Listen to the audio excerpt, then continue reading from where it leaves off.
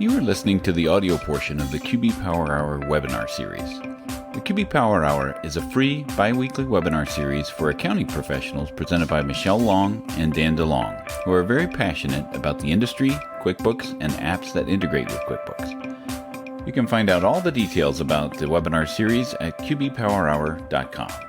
So without further ado, here's Michelle and Dan. Welcome, everybody, to another QB Power Hour. We've got a great one for you today, marketing accounting firms with stories. So we've got some good ones coming up today with some great guests for you. So my name is Michelle Long, and I am a CPA, owner of Long for Success, trainer for Intuit, author of 5 books. You can check them out.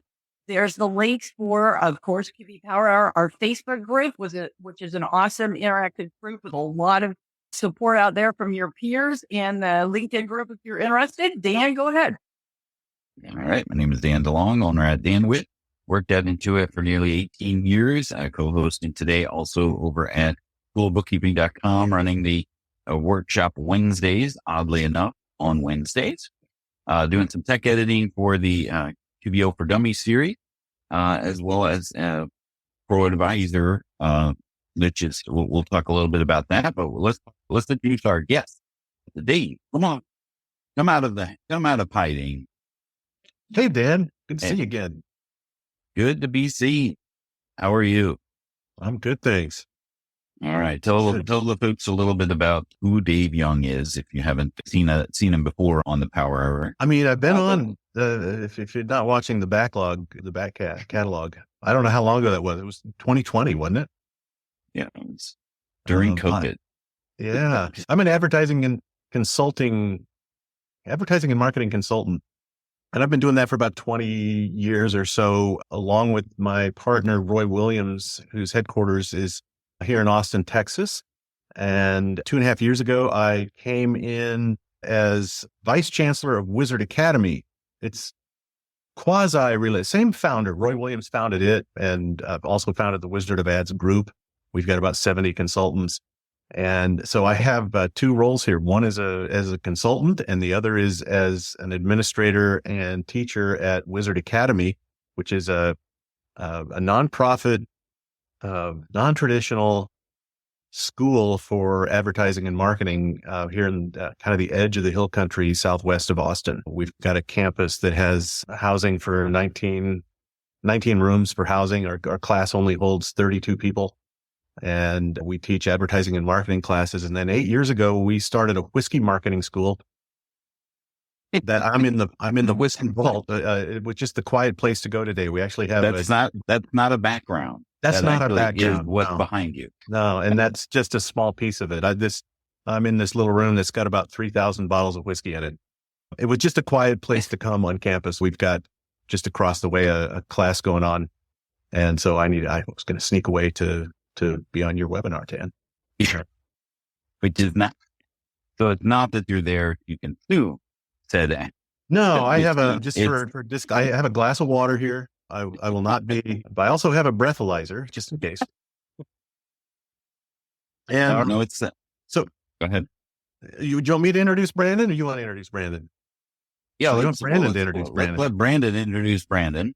Because I wanted to have, if you haven't seen any of the prior webinars that we've had Dave on before, I wanted to have, I noticed from stalking, I guess that's probably the easiest way to, of the happening, both Brandon and Dave Young are friends on Facebook. And I noticed they were together, and it was really interesting about that. So I wanted to have Brandon come on today to talk about his experience with the Wizard Academy as well, to see that on the other side of things. But Brandon, tell us a little bit about you and your practice and firm. Yeah, thanks. My name's Brandon, and I'm an advertising and marketing consumer with Dave and a couple of his guys. And also one of my favorite places on the earth is the Wizard Academy. Co-founder and CEO of Barron's Incorporated. Super cool to hang out with Dan and Michelle because they're legends in our space as far as QuickBooks. But yeah, what I've learned about Wizard of Ads and Dave is I suck at marketing and they don't. And that's a good place for me to be. There we go. All right. So let's go ahead and talk a little bit about some housekeeping, and then we'll dive right into our agenda for today. So a little bit about the QB Power Hour webinars. They're every other Tuesday at noon Eastern, not eligible for CPA credit. You can always check the website for upcoming events, but we're focused on QuickBooks and QuickBooks tips, but also accounting practices in general, right? Because as technology today is turning the commoditization of bookkeeping into automation. So we want to make sure that we're holistically approaching the accounting practice themselves. So today we're going to be talking about marketing, right? So we've got the PDF of the slides, the recordings, podcasts, and other resources at qbpowerhour.com/resources, all in one place there for you. A little bit of the housekeeping here. If you have specific questions about anything that Brandon, Michelle, myself, or Dave are talking about today, please put them in the Q&A, because if we can't answer it live or by typing in the answer, putting it in the Q&A allows us to be able to follow up with that after the webinar is over. If you just have general comments or chat-based things, you can feel free to put them in the chat as well. And then we also have the slides and the handouts, which I should have left in the chat so that people can access that as well. So new for 2024 is we are trying out this simulcasting where we are not just doing this in the Zoom webinar series as well, but also on Facebook, YouTube, LinkedIn, which is no need to register to be able to see that simulcast. However, because we are putting this in the QB Power user group, that's a private group. And if you were to comment in the Facebook group, it ends up showing up as Facebook user. So there's a QR code there to grant the streaming platform access to your profile so that we can see your name when you actually say something. Otherwise, it's far too many places to see who said what where. So if you want to be part of the conversation, please just grant access to the streaming platform. We launched the store and we got our first order, which is awesome. We are putting power related things in the store for little swag things like phone chargers and coffee mugs, because that's how you recharge. Dave would say whiskey might be a way to recharge as well. Maybe we should make some QB Power Hour shot glasses or snifters, but there's a way to access the store there as well. And Michelle and I and Brandon, are you on the top 1 voting list this year? I am not. Oh, my goodness. Well, you should be. We've got several people that are in our accounting success group that are. And so, yeah, we're still happy to have those acquaintances, people that sell and consult with QuickBooks through our program that are in that channel. But voting is open, I think, until the end of the month for the top 100. So please, if you feel free you can vote up to 3 different people. Definitely give an opportunity there. So our agenda today is we're going to talk a little bit about, with Dave and Brendan, about bookkeeping being a grudge purchase, which kind of changes things as far as the type of industry and the way, maybe the best way to market and advertise that type of business. And then we'll recap some of the things that we had talked about with Dave before about creating a character and how to tell a story, and really just having a discussion about the process of doing so, and getting Brandon's take on his experience with working with the wizards there at the Academy. So let's first start off with a poll, because as Dave was mentioning, we love our polls here at the QB Power Hour, but now I need to find out where it is. Okay, there we go. And we'll launch that first one about how do you currently market your practice? And Dave, if you want to talk a little bit about how we met and those types of things, Sure. we'll start with that story. Yeah, I'm trying to think, like, it was what year? It was 2017, 18 when you were in a BNI group that I joined. And so, yeah, word of mouth and referrals, networking groups, those kinds of things. I joined the BNI group. One of our partners in Australia was a member of a BNI group, and he recommended it. And in fact, he was my reference. The president of our group had to call Australia to find out anything No. about. And Fantastic. Craig Arthur he's one of the guys that's working with Brandon as well. Brandon knows him. But it's a great way of just getting the word out in a small group of here's who I am and here's what I do. I'm not sure where else you wanted me to go with that, Dan, but It was great to make that connection with you in the BNI group. And then we ended up becoming friends because of that meeting. Yeah. And we would hike the local hill, Tillamook Hill in Tucson. And one of my favorite stories about Dave is how he saved my house when we were debating trying to do this selling of our home and moving into an RV nomadic lifestyle. Dave came through at a pinch when we really needed him with his moving of heavy furniture. yeah, don't expect a marketing story. I didn't sell Dan's house. I'm just the kind of guy, the kind of friend that will show up if you say, hey, we're loading a truck tomorrow. Can you be there? That is a true friend, because that's when most people are like, oh, sorry, my back hurts, or I got to do this. Yeah, I got to do that. I'm going to Starbucks tomorrow. Yeah. We have here are 3. Today at 10:45 a.m. Uh-oh. To the weather. Months I long. didn't do it. I did. Was that Alexa or Siri? That was Google. That was good. Okay. Fantastic. So we do have some prior webinars with Dave while telling your story and some personas and copywriting. So if you want to get a little bit more deeper dive into some of the things that Dave has talked about with us in the past, you're welcome to do that. Now, do you want me to stop sharing so you can pick it up from here, Dave, or do you want me to just continue? So if I advance, I don't know what's going to happen let's just count on you doing this. Okay. Sounds I'll good. watch it. I'll just be surprised. Whatever slide comes up next, we'll treat it as just a big happy accident. Okay. The Bob Ross. When we last talked, we webinar. were talking about, and more specifically, like thinking of your company as a character in one regard and thinking of your customers as personas or characters in another.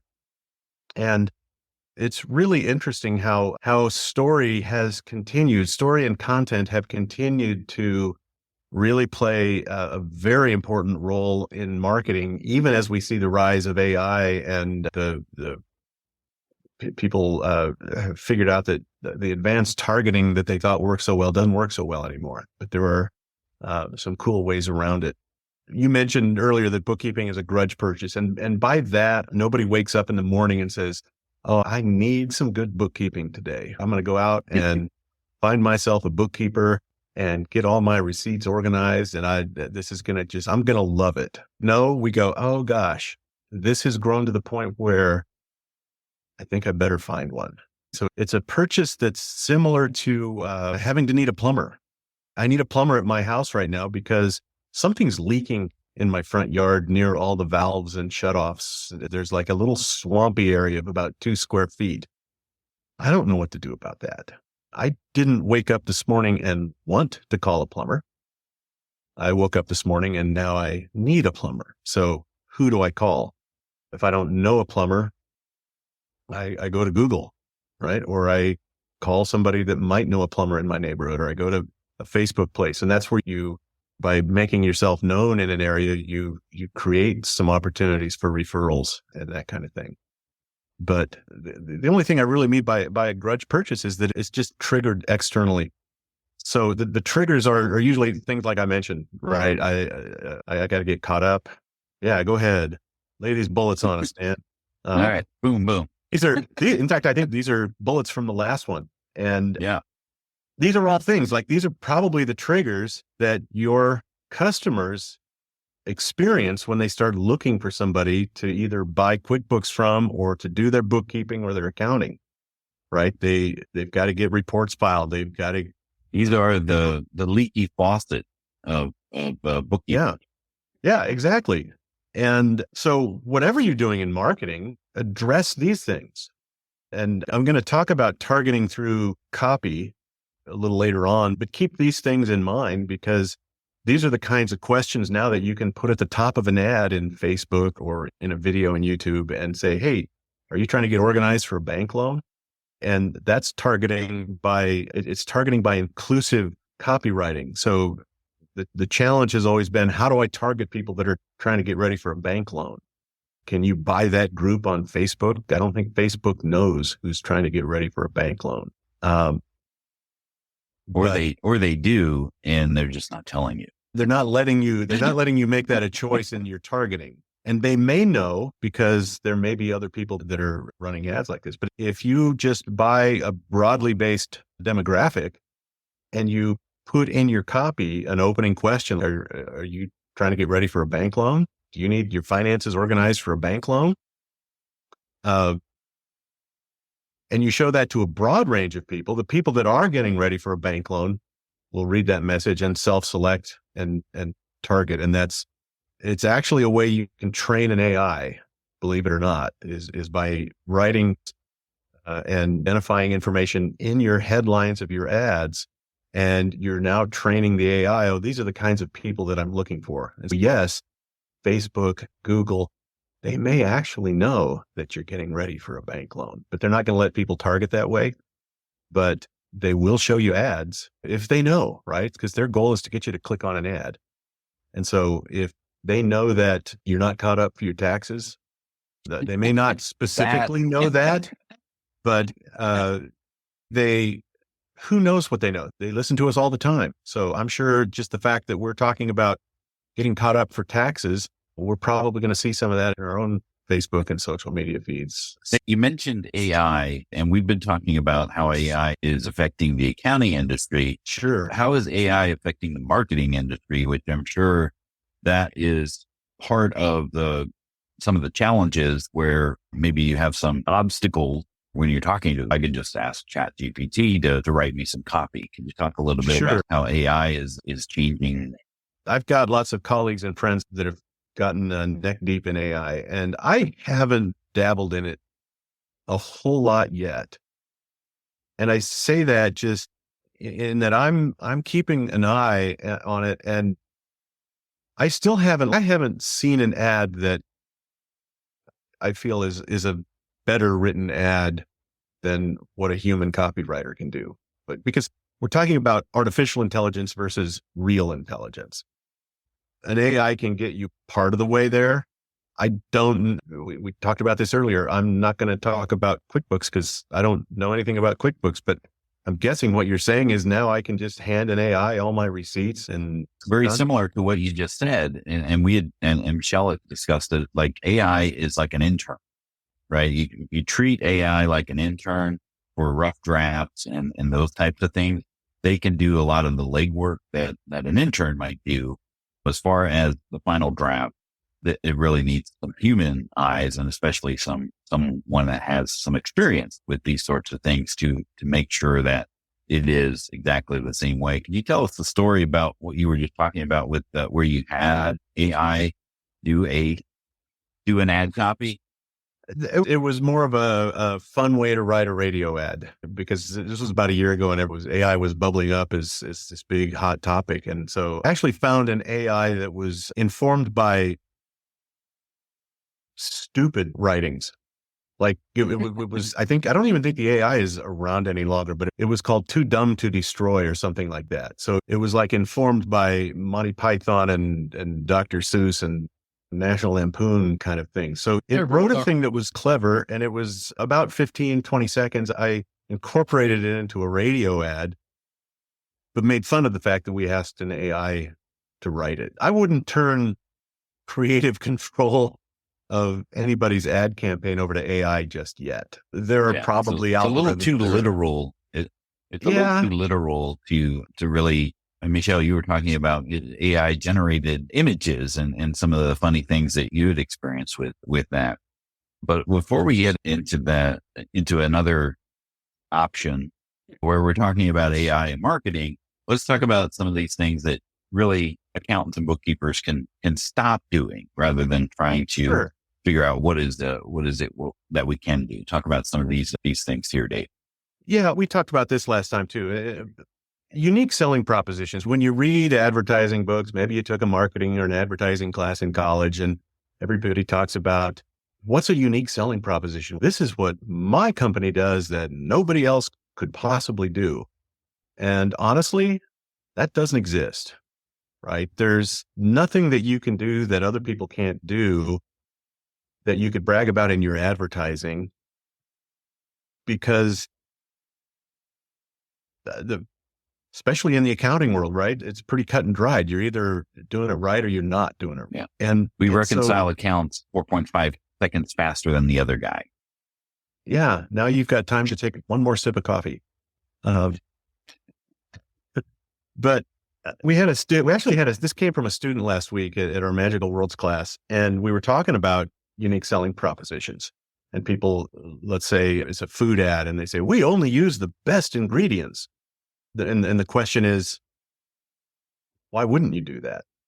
So if you have a unique selling proposition, and it can just be torn down by somebody saying, of course you do that. Why wouldn't you? I think the other example, is there's a guy in Tucson that would be like I can't remember what he said, but your satisfaction is our priority. Like that was, would that not be, I would hope so. Any business? Yeah, I would hope so. Right. Sure. I'm all for that. So I guess what I'm saying is where we're leading with this is what you have in your business that's unique is you. Yeah. Right. And that's actually what we've been working on with Brandon the most, is how do we incorporate the uniqueness that is Brandon, right? And we love Brandon, and he's so unique. There's a lot of things you probably don't know about Brandon, and things that he's done in the past and things that he does now. And those are things that are pretty unique, right?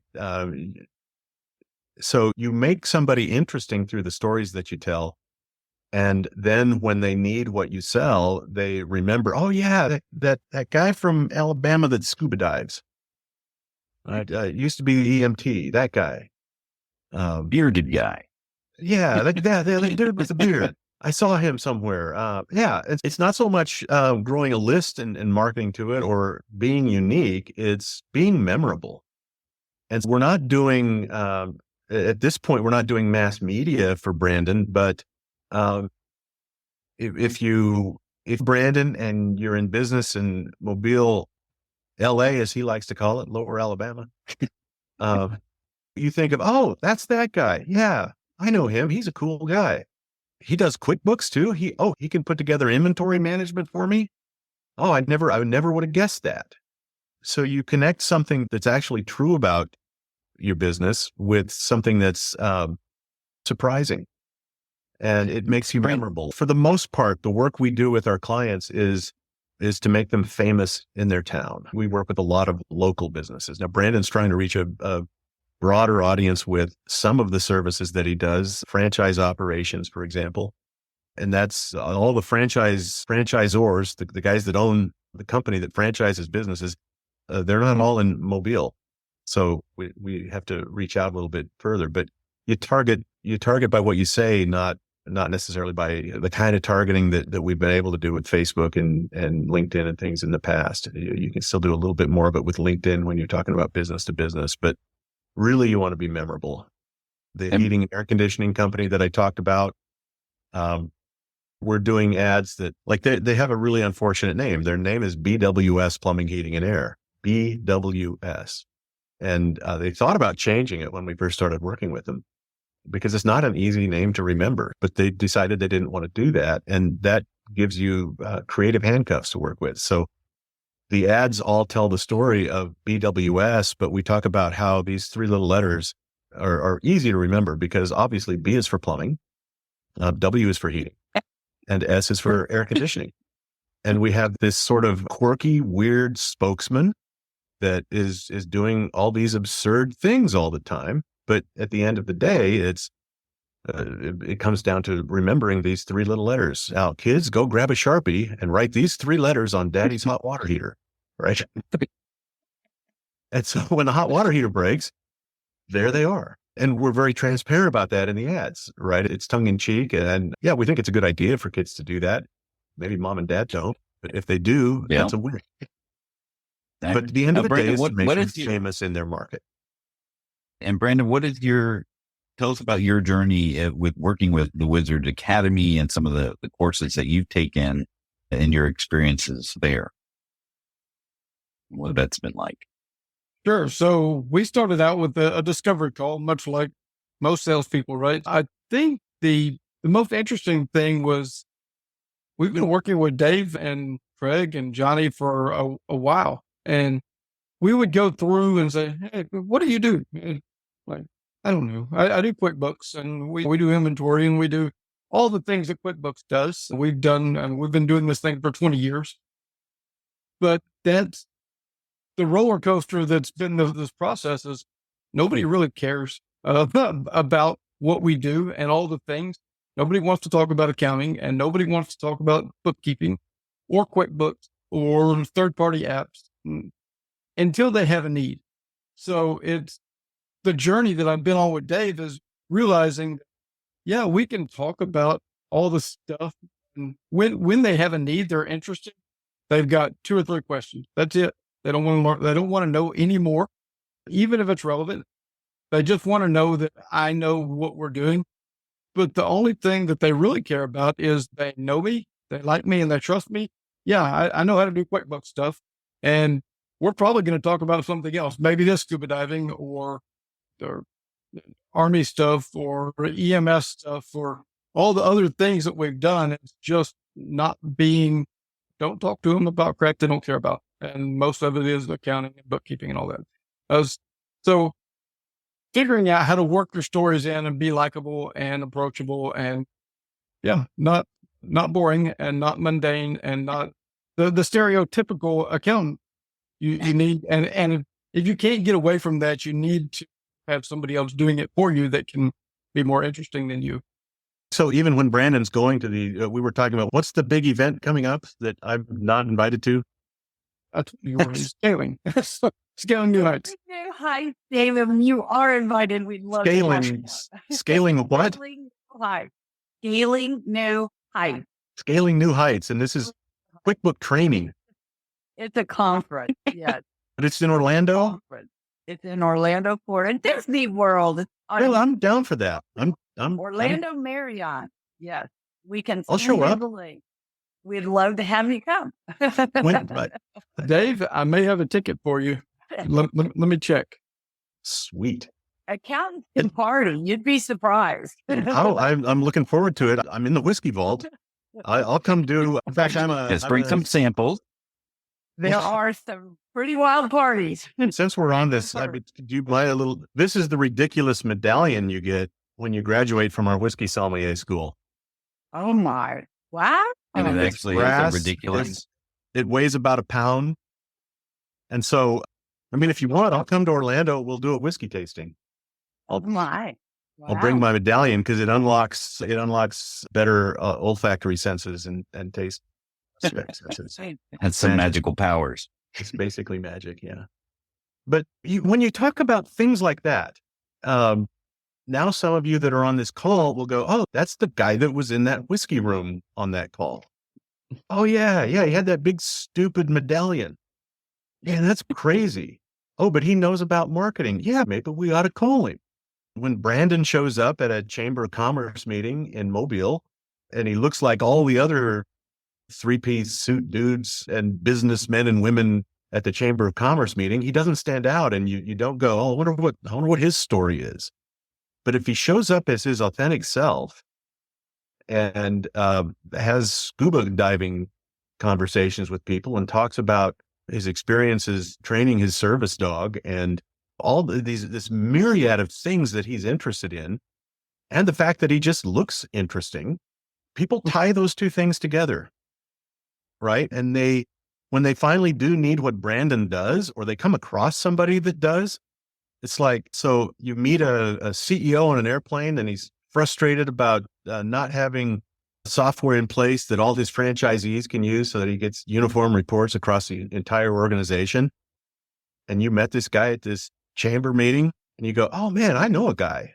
You're not going to believe this about him, but he knows exactly how to solve that problem." And so he becomes remember Pulp Fiction? In the scene where they have that guy killed in the back of the car and they call Winston Wolf. Yes. And he's fix-it, right? And he's there in 10 minutes speeding down the streets and he tells them exactly how to solve this problem that they have. And so You can use a metaphor like that for your own marketing, for the stories that you tell. And that's where we're headed here in terms of using character. Can I just add on to that? And that is the best thing too, is that word of mouth recommendation. But the one thing that so many people fail to do is when that CEO would call Brandon and say, hey, so-and-so recommended you or whatever, Brandon has to follow up on that lead. And Oh, sure. so many people don't follow up because that is a warm, hot lead. And that is the best thing that you've got there. But so many people won't follow up on that and follow through when you get that hot lead. So that is critical because Oh, you get that, but you've got to follow through on that lead. You know? That's fantastic because we know this from a lot of the home service companies that we work with. A lot of them have the text us to contact, like you need your air conditioner fixed. You can go online and they have the little text box, text them and they'll get a response. And close rates fall off precipitously after 20 seconds. If you don't respond to them within 20 seconds, you're way less likely to land them as a customer. Right? No pressure. Yeah, no pressure. But Michelle, you're dead on. Absolutely right. If you have a lead and you don't just call them right back, the odds are dwindling further and further that they've called the next person that they could think of because I couldn't get a hold of you. So I called the guy across the street. Even from the referrals from the Find a ProAdvisor website, which is something that Intuit does for us to send referrals to ProAdvisors. There's so many people that report that when they try to contact someone from Find a ProAdvisor website, that they don't get a response. Yeah. People are getting an email and then they don't get any response. Follow up when you do get a contact. Figure out how to put the emails from that site on some kind of alarm bell that goes off in your house or in your office. Even if it's not right for you, let's say somebody contacts me and say, hey, so-and-so recommended you. Can you help me with the taxes? And I don't do taxes. I still follow up and say, no, that's not the type of work I do, but I'm going to refer you on to so-and-so. Still follow up with them because you don't want the person that made that referral to stop giving you referral and then follow up with the person that made the referral. Thank you for the referral. It wasn't right for me because I don't do tax work. Because then you're also telling them what's the right client for you. You've got to keep that working for you. That's exactly right. And if you need to call, like you said, it's not enough to just say, hey, maybe you should talk to Dan because I think he does taxes. It's better to get them on the phone and say, look, I don't do taxes, but what kind of taxes are we talking about? Are we talking about personal income tax? Are we talking about for-profit? Are we talking about a real estate partnership? Are we talking about, these are all really specialized types of taxes, right? You want to make sure you send them the right person. And then that's what really cements your relationship to the person that you're actually sending a lead to because it's a good lead. It's really strong because it fits them perfectly. So you've gotten to know that. So this sort of lands this whole thing about quick response to leads.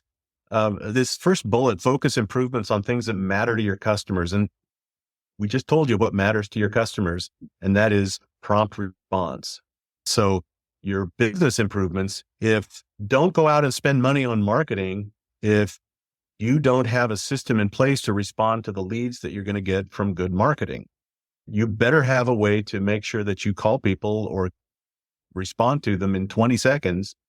And that's where you should focus improvements in your business. Story-based ads, we've talked a little bit about that. And study how to brand unsexy, externally triggered businesses. Honestly, I'll come to, what's it called? What is it? Scaling new heights. Scaling new heights. The best thing that would happen if I came to it, I would get ideas that I could use with my plumbing and heating and air conditioning companies. So one of the things I always tell people is study other businesses, study other business models that have similar characteristics to yours. We're a grudge purchase. Nobody calls us until they really need us. And we fix problems that are popping up, just like an air conditioner that's broken in the summer. Honestly, find one of your favorite clients and you want more people like that, find out what convention that person's going to and go with them to that convention. And you'll probably find ways to market your QuickBooks or your accounting business by attending somebody else's industry's event that has similar problem topology to yours. We call it. What is the heating and air conditioning conference for accountants to go to? Gosh, I don't, there's a bunch of them. I'd probably focus on one of the ones that are run by, there's organizations that do like mastermind groups with them. Honestly, they wouldn't be hard to find. Yeah. Call All right, your AC so guy and tell them. what is this all about? Oh, this slide was, I appreciate you finding the old slides, Dan, because I didn't have to make new ones. There you go. This is a little peek at what we do when we do a thing called Uncovery. And Brandon went through some of this, but we typically like to, because Brandon became a client in the tail end of the pandemic, we did a lot of this here in Austin. But these are just some of the things that we go through to help us understand who a client is so that we know what we can do in the advertising and what we're not. Again, remember, we're not looking for a unique selling proposition, but we are looking for what makes this client unique, not what makes his QuickBooks business or his, it's what makes him unique. So things like a North Star. Oh man, here on the Wizard Academy campus, we get really, I'll scare some people away. We get a little woo over things like North Stars. And if you know what the North Star is and how it works, it's a star that sits right above the pole of the Earth. The Earth spins on its axis, and there's a star called Polaris that hovers right over the North Pole. It doesn't move. So it doesn't move in the sky. And that's what allowed navigators to get across the ocean, was they had a fixed point of reference. And if you're out in the middle of a lake or an ocean and you can't see land, having a fixed point of reference changes everything, right? Now, all of a sudden, if you know how to measure that, you can figure out your exact position. And so a North Star is in your business. What do you believe? What will you, what's your vision? How important is it to you? All these things. So we're looking for somebody's North Star. We're looking for their origin story. How did they get into this business? Those are usually pretty unique things. Sometimes it's just nepotism.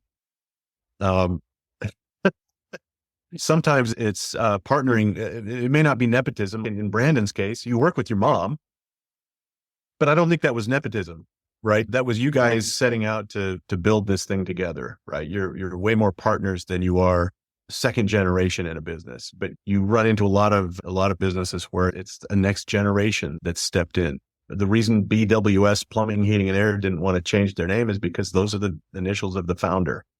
And so he's not really running the show anymore. His son is, but his name is Kevin, and it doesn't make much sense to say, you don't want to change the name to KWS. So figuring out that origin story and seeing if that makes a difference. When we do this Uncovery interview, what we're looking for are what we call unleveraged assets. So origin stories can really be unleveraged assets. We've uncovered great stories from people that make really good ads. I've got a podiatrist client in Milwaukee who we have a great origin story from him because he had some problems with his feet. And when he was in high school playing basketball, it was another podiatrist that really got him turned around and got his feet working right again and his ankle. And it got him interested in that profession. And that makes a cool story. The sword and the stone, like in your business, what will you always do? What will you never do? What do you stand against? And those are the kinds of things that make really interesting talking points, especially if you're networking, right? Oh, we would never do that. You might hear about somebody else that does something that feels a little shady and you'd say, no, that's never going to happen with us. So that's really Uncovery is us doing a deep dive into the business owner's world and figuring out what makes them tick. And figuring out if there are some things in what makes them tick that we can use as we start to put together stories and messages for them. All right. So some interesting characters we have. Some brand characters. There's some great stories with all of these. We don't have time to tell all the stories, but a really strong brand has this thing that you can look at and say, oh, that's the brand. And if you know what the brand stands for and you've been exposed to it long enough, you can know a brand by its codes. Like if you look at these, there's a few of them that don't have any kind of logo at all, but do we need a logo to know who Tony the Tiger is or Mr. Clean, right? We can just look at that and go, oh, that's Mr. Clean. And in fact, we might see a guy that looks like that at an airport and say, he looks like Mr. Clean. So the brand has become so ubiquitous that you can get away with just using what we call brand codes, the things that signal to people that it's a brand. You don't see Ronald McDonald a whole lot anymore, but what you do see you might just see an ad, you might see a billboard that's just got the McDonald's colors and a picture of a French fry. You might hear a McDonald's ad or see one on a YouTube pre-roll and all you hear is bam, bam. Right? That's all you hear. They don't even say the name because we've heard it so long, all of us from probably before we were born, that we don't need to hear the words anymore. We just need to be reminded, Papa, and I'm hungry. Or you can smell like the man that's in this ad, right? Those kinds of things.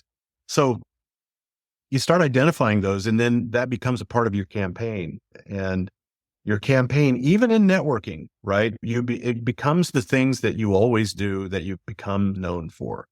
And there were always a few people, Dan, in our BNI group that you knew were going to do a thing, right? They were going to stand up and do a thing that they became pretty well known for. I think of there's a jewelry guy in BNI in Tucson that always showed up at other BNI meetings with a rack of jewelry. Oh, hey, jewelry guy's here. And he had a story to tell, but he also had product to sell. There was a carpet cleaning guy that one of the most amazing 45-second BNI demonstrations I've ever seen. In his little thing, he gets to talk for 45 seconds, right? He stepped out to the center of the room and sprayed his carpet cleaning stuff on this coffee stain that had been in that hotel conference room for years and cleared it in 5 seconds. Dang, that was pretty powerful. But he became that guy. Figuring out what's unique about your brand it falls back to the stories that we were talking about with Brandon. What's on the next? And with Brandon, how has that story evolved with you in your journey with the Wizard of Ad? We had a conversation yesterday with Dave and Greg and all of them, and creating that outline of all the things that you do. I was challenged by the last slide. All these are national campaigns, big budget advertising. Right. But what about all of us that are doing, say, QuickBooks or accounting or bookkeeping? We don't have those kind of budgets. But what resonates with me is going through that exercise. And I think Dave is going to give you the slide that you can actually go do this. But it's going through all the things that you do and answering those questions. So if you're going to do a blog or a podcast or an interview, however you're going to do it, is not just what you do, because we're going to do that. We're going to talk about what we do, but nobody cares. So we do that, but we truncate it. We make it 5 minutes about what we do. And if we could throw a story in there about what makes us interesting, or what something, we'll say a success story, or maybe it's just some little thing here and there that sets you apart from everybody else. That resonates with people. They want to hear a success story or a case study or something interesting about you, and just know that you can do inventory or manufacturing or lot tracking or serial numbers, serialization, or whatever it is. Okay, he can do that, but hey, he's a pretty cool guy, right? Dave's daughter's a glassblower, but he's really good at marketing too. It's not about you. And that's what I've learned. It's not about me or what we can do or what we've got the tools to make happen until you need it. Then as long as they know that we can do it, then it's just about making a friend, making acquaintance, or just having somebody that you can. What I usually do is my customers, I end up buying from them because I know now what they do and I like them. So we've established trust in a relationship. By marketing myself, I've usually marketed them, and I end up going to them for services that I need later on. But it's just about being relatable and likable and just letting them know what it is we do. So do you find that stories that you need that are best told in the accounting space are examples of those types of things, or is it more of stories about you and your company that help make them memorable? I think it's a combination. Stories about, if somebody asked me about inventory or about, can you do this? Yeah. And here's a case, or I don't even call it a case study, but we did this once for a certain company out of somewhere. And this was the takeaway, that it really worked and they love me now. And I got cussed out. I wanted to change her processes and I made her feel like an idiot. Look, I'm not an accountant. She had a degree in accounting. So it was a fun story. I think I've told Dave that, but it wasn't what the guy wanted. The CEO that's now running the company, it's just stepmother that was the accountant. So he told me what he wanted to do. I went to her and said, all right, so your accounting is fine. Obviously you've been doing it for years, but in order to get the results that he wants, we got to change the way we're doing estimates.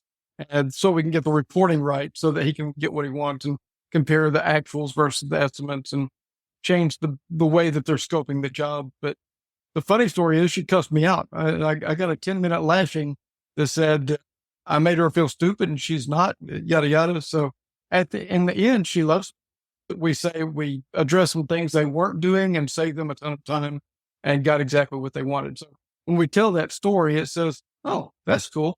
Yeah, it'd probably benefit. And then we start talking about other stuff that's completely irrelevant, but it also seals that relationship between us. Great. Well, let's talk a little bit about characters and how they build the story.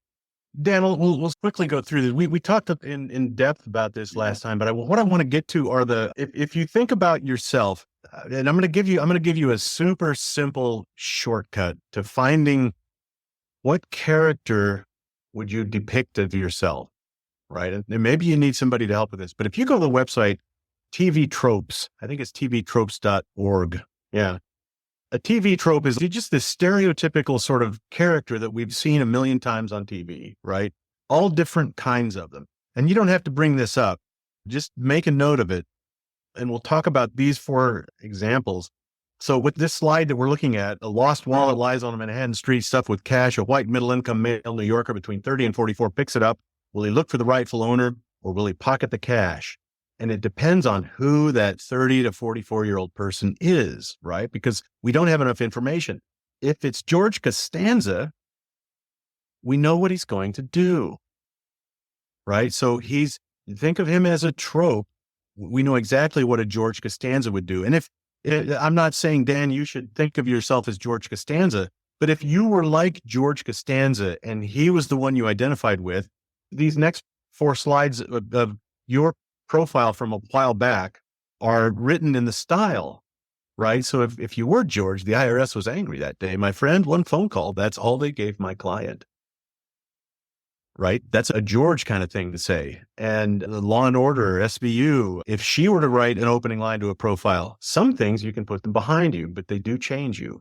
Let's get caught up. So very relational type of thing. The Good Wife, man, we're talking about loyalty here, right? Friends come and go. My clients stick around. We're loyal that way. And what was the last one? The spider? What was his name in Game of Thrones?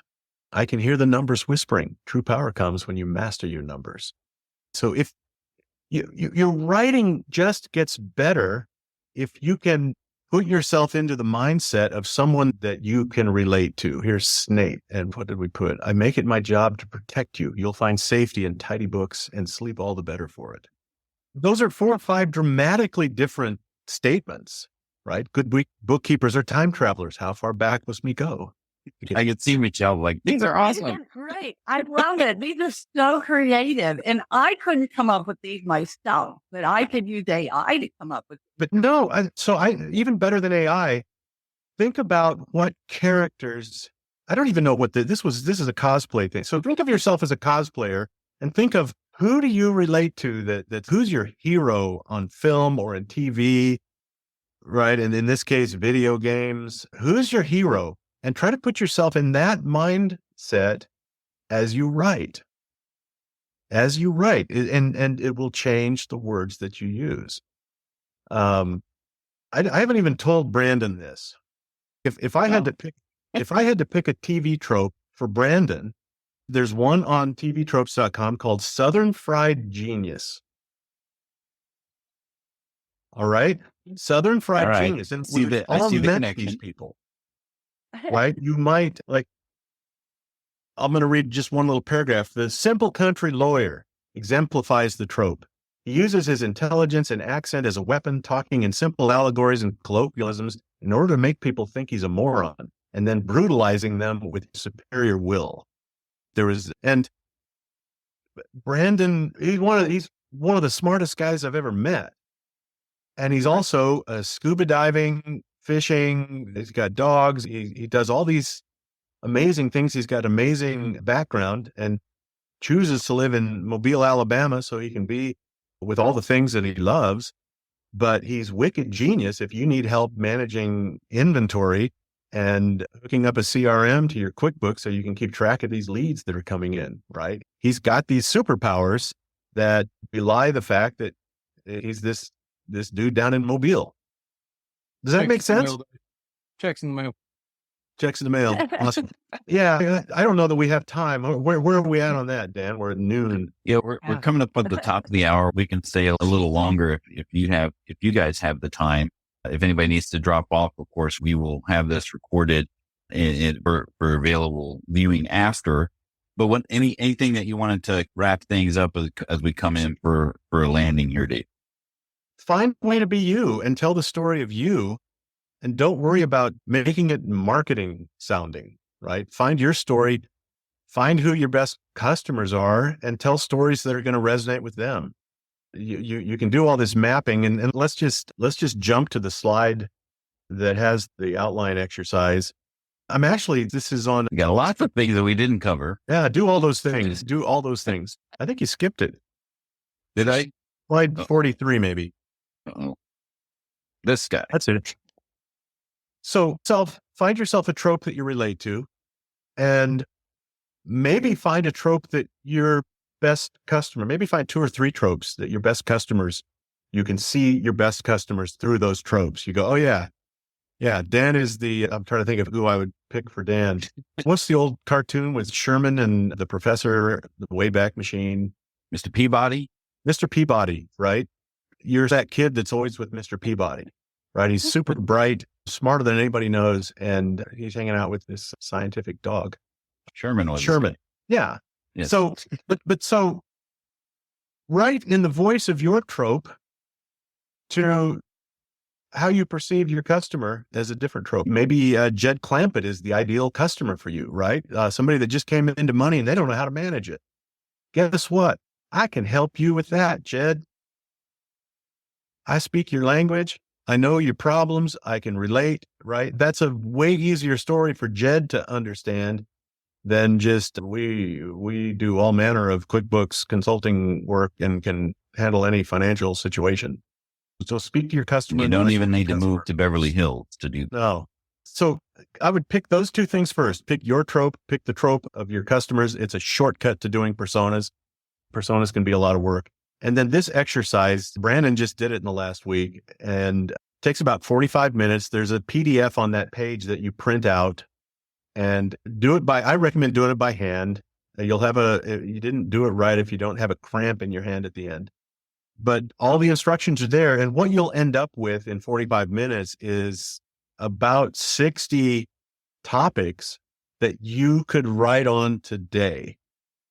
You could absolutely just sit down and say, I need to write that one now. And that's usually the first step in deciding what it is. Most of the time people can't think of, I don't know what I'd write. I don't know what I would write. I don't know where I'd put it. If you write it, you'll have it so that you can put it on LinkedIn. You can put it in places where people will see it. You can tell people about it at a BNI meeting, all kinds of things, but you got to write it first. And this helps you organize it to get it written. Does that make sense? Yeah. Yeah. I've used this, I don't know, what is this called? I call it brainstorming exercise. Yeah, there we go. It's almost like it's on the slide. But I've used this for multiple projects that I've been wanting to do, whether it's blog topics or chapters of a book or creating a course outline. So this was a great way to just do a brain dump, get those topics out on paper. And the way that you structure this brainstorming exercise is to not stop yourself. Yeah. You have to right? Click the play button and just plow through it. And it's actually a mind trick. It tricks your brain into just not judging the things that you write down. Because if we said, hey, between now and tomorrow, could you give me a list of 20 things that you could write blog posts about? You'd write a list of 40 and scratch 35 of them out. I promise you would do that. So Dave, does a shot of whiskey help if you do that before this exercise? I like to think of it as writing oil. There you go. There's a bottle, I could probably get it. There's a bottle right up there called Writer's Tears. That's the thing. At the Wizard Academy, if you ever go and take a class there, they're going to start the wine pouring about 9 or 10 o'clock in the morning. And it will help you unleash your creative side. We call it purple coffee. And what Wizard Academy really is a place that you learn things in an environment that's unlike any place you've ever learned. And so it gets it out of your head that you're sitting at the, what was it called? Ascend? We all know what's going to happen in Orlando. We're going to be put in a room with accordion doors, and there's going to be a little square coaster that the iced tea sits on. It's going to be dripping in that all day. They're going to give us a crappy little notepad and a hotel pen that doesn't work and try to teach us stuff. Right. And we're against all of that. We believe you should sit amidst art and beauty in the woods and have a nice night's sleep before you start in on class. And then when you sit down in our classroom in a super comfy leather chair and kick back and enjoy a glass of wine, and we start with loud music, and it's crazy. It's fun. So that's our vibe here. And we teach this kind of thing. This topic brainstorm was actually taught. It's where I learned it, was at Wizard Academy. An author named Keith Miller taught it 20 years ago. And I've been using it with clients ever since. So it's it's free. You have everything on that link in that website, which is in the handouts. Somebody asked where we're going to get it. It's in the handouts. Yeah. I don't even I don't even ask you. It's free to the point that I don't ask for email. No, nothing. It's just there. It's free. Take it. Right. Use it. And that's part of your story, where you're that guy that gave away. Give it all away. And then when you need more, you know where to find them in the whiskey cellar of the Wizard Academy. Now we have a wine cellar. This is a whiskey vault. Oh, that's excuse me. Right. That's actually the inside of a vault door. I was expecting somebody, because they just broke for lunch. I was expecting somebody to come barging in here, but so far so good. Before that happens, we'll go ahead and wrap up here. Dave, I appreciate you joining us again on the QB Power Hour, and Brandon, it's great to see you, and we will maybe see you all at. And Dan, it's a joy to see both you and Michelle again. And I appreciate being able to just come on here and tell you about what I love and what I know. And I'm just going to remind you, Dan, because I know you live a mobile life. We do have a camper parking spot. So, oh, really? Come to Austin. This was great and very helpful, and good to see you, Dave and Brandon, again as well. And Dan, always thank you for all that you do. And thanks everyone for joining us. All right, we'll see you next time on the QB Power Hour. We hope you enjoyed listening to the QB Power Hour podcast. If you have any questions, feel free to ask them in our Facebook group. You can find those resources and much more at qbpowerhour.com.